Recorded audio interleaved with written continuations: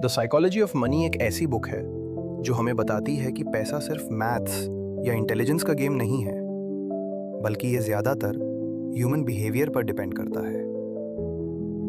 इस बुक में Morgan Housel ये समझते हैं कि लोग पैसों के साथ कैसे बिहेव करते हैं और कैसे छोटी छोटी हैबिट्स और डिसीजंस लॉन्ग टर्म में ह्यूज डिफरेंस क्रिएट करते हैं। बुक का सबसे पहला इंपॉर्टेंट आइडिया ये है कि हर इंसान का फाइनेंशियल डिसीजन उसकी पर्सनल लाइफ एक्सपीरियंसेस से इन्फ्लुएंस्ड होता है। कोई भी डिसीजन कंप्लीटली राइट या रॉन्ग नहीं होता, क्योंकि हर किसी का बैकग्राउंड अलग होता है। इसी वजह से किसी और के फाइनेंशियल डिसीजंस को जज करना गलत है, क्योंकि एक्सपीरियंसेस और सिचुएशन तुमसे डिफरेंट हो सकती है। इस बुक में लक और रिस्क का कॉन्सेप्ट भी एक्सप्लेन किया गया है। सक्सेस में सिर्फ हार्ड वर्क का रोल नहीं होता, बल्कि लक भी एक इंपॉर्टेंट फैक्टर होता है।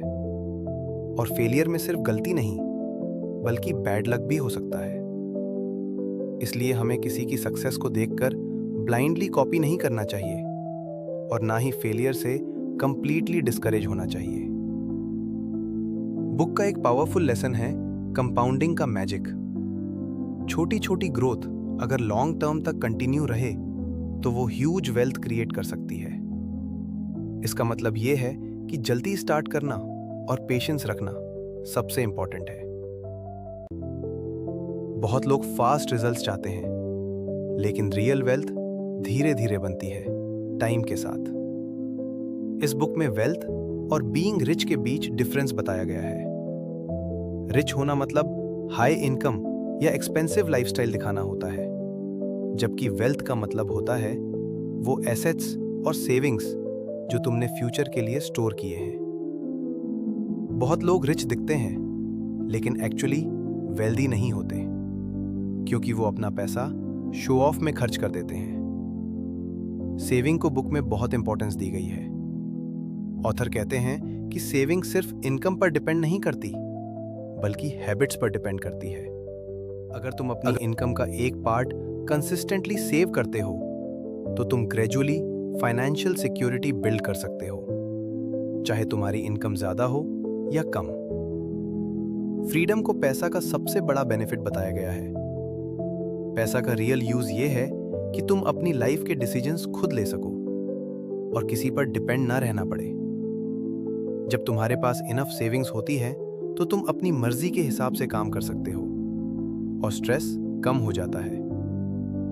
ईगो और अननेसेसरी कंपैरिजन भी फाइनेंशियल प्रॉब्लम्स का रीजन बनते हैं। लोग दूसरों को देखकर अपना लाइफस्टाइल अपग्रेड कर लेते हैं, जिससे वो डेट और स्ट्रेस में आ जाते हैं। ऑथर कहते हैं कि सिंपल लाइफ जीना और अपनी नीड्स के हिसाब से खर्च करना ज्यादा स्मार्ट अप्रोच है। बुक में यह भी बताया गया है कि इन्वेस्टिंग में कंसिस्टेंसी परफेक्शन से ज्यादा इंपॉर्टेंट है।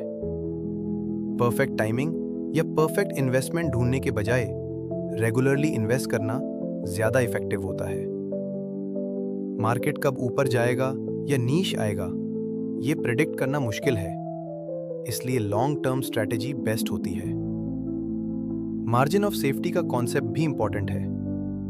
इसका मतलब है कि हमेशा अपने पास एक्स्ट्रा बैकअप होना चाहिए, ताकि अनएक्सपेक्टेड सिचुएशंस में प्रॉब्लम ना हो, जैसे इमरजेंसी फंड, इंश्योरेंस और लो रिस्क इन्वेस्टमेंट्स।